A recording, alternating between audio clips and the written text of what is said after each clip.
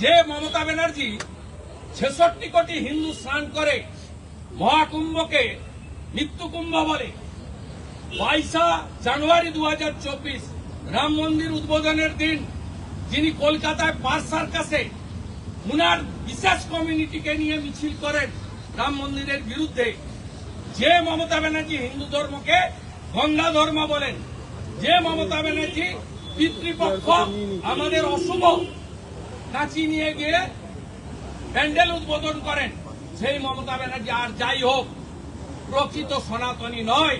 তা আমি নয়, বাংলার প্রত্যেকটা সনাতনী বিশ্বাস করে।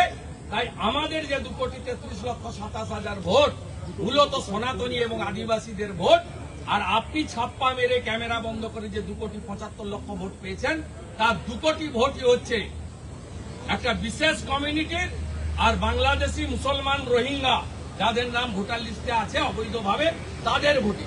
এসআইআর হওয়ার পরে আপনার এই ভোট 2,75,00,000 থেকে 1,75,00,000 এসে নামবে। আজকে লিখে রাখুন, কিচ্ছু করতে পারবেন না, দেখবেন আর জ্বলবেন, লুচির মতো খুলবেন। আপনাকে নন্দীগ্রামে হারিয়েছি, আর 26-এ ভবানীপুরে আপনাকে হারাবো। দয়া করে মেটিয়া বুরুজে পালাবেন না, দেখা হবে ভবানীপুরের লড়াই।